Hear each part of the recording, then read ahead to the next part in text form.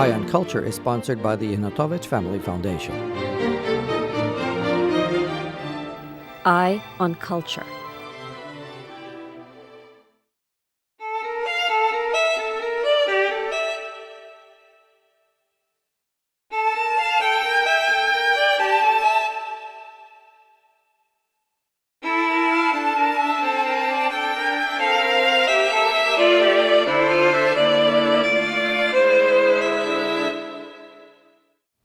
The nationality of a writer or philosopher often dictates the language in which he or she writes.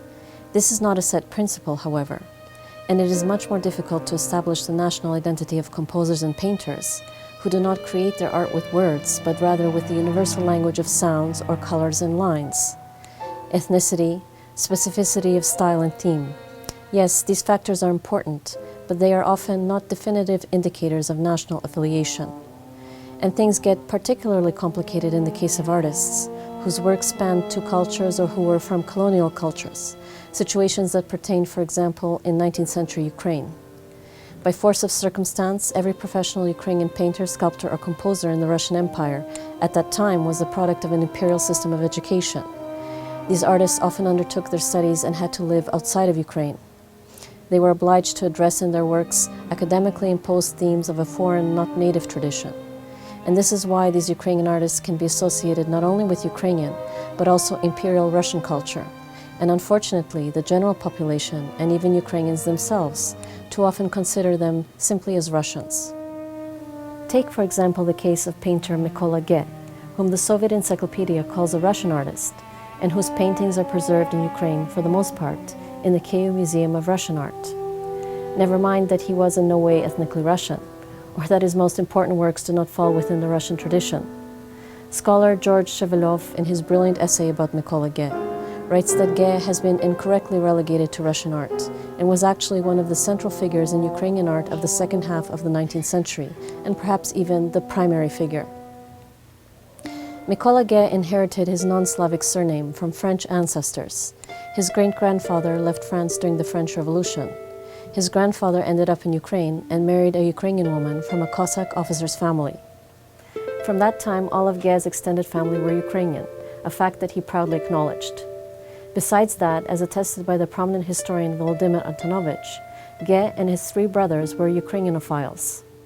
Antonovich corresponded, importantly in Ukrainian, with Ge's brother Yosip, who was later exiled to Siberia for anti-Tsarist activity. Regarding Mykola Ge himself, all of his known writings, letters, and diaries were written in Russian, which is not unusual. This was the norm in Ukrainian intellectual circles of the time. Ge grew up in the Podylia region and as a young man became immersed in the Russian-speaking environment of the KU Gymnasium. Later he studied in St. Petersburg and was associated with Russian intellectual circles. For instance, he was the closest friend of Leo Tolstoy. So it is quite understandable that Ge's written legacy is in Russian. However, we have evidence that Mykola Ge not only knew Ukrainian very well, but was also deeply passionate about the language, calling it more beautiful than any other that he knew. He was particularly enraptured by the poetry of Taras Shevchenko. In a recollection, the famous Russian emigre intellectual Alexander Gertsen writes about how he visited Mykola Ge in Italy and asked him if he had any Russian books. It turned out that Ge only had a Russian translation of Shevchenko's Kobzar on hand. And when Gertsen returned the book to him, gushing about how delightful it was to read, like breathing in the clean air of the virgin steppe, Ge responded by telling him that the original version in Ukrainian was even better. Mykola Ge's relationship with Ukrainian culture is evidenced even more clearly in his painting. And this is regardless of the fact that he did not use national ethnographic motifs in his works, as he chose to portray universal themes. Because although, as a graduate of the St. Petersburg Academy of Arts, he long painted in the requisite style of academism, and although in the 1860s he was one of the founders of a wave of realist painters, the so-called peredvizhniki, the itinerants, Ge nonetheless abandoned not only academism, but also the realism of the peredvizhniki and all other traditions of Russian art, thus giving rise to a most critical period in his artistic life. The beginnings of his new style can be seen in his rather eerie night landscapes of Ukraine, which he painted after leaving St. Petersburg to live on a homestead, Hutyr, in the Chernihiv region. And this new style, which could be called pre-expressionism, is best defined in his series of emotionally moving canvases on themes from the Gospels, which he painted at the end of his life. These were paintings so far removed from the traditional treatments on biblical themes that most of them were banned in the Russian Empire. Particular opposition was leveled at his painting The Crucifixion. It was a total departure from traditional depictions of Christ. Here Mikola Ge depicts Christ in the throes of deep horror and suffering, a broken man, and Christ is shown crucified as if on the stage of an amphitheater, showered in otherworldly light, where one perceives him to be enacting the inexpressibly tense cosmic drama of his own self-sacrifice. Ge consciously rejected realism and the traditional treatment of theme. He insisted that artistic vision must not stem from copying nature, but rather should emanate from deep internal experience. In keeping with this approach, in the process of painting several versions of the Crucifixion, Ge often hung himself on a cross that he had positioned in the studio, so that he could feel with all of his spirit at least a fraction of Christ's suffering.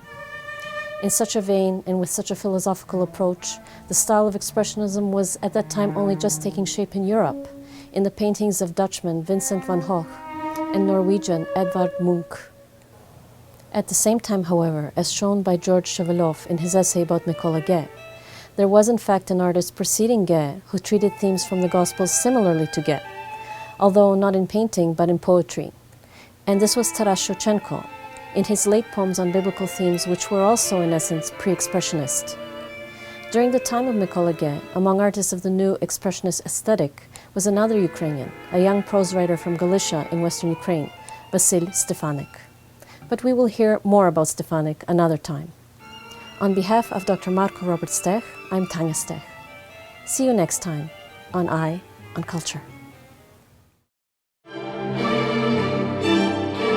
Очима культури спонсороване фундацією родини Ігнатович. Очима культури.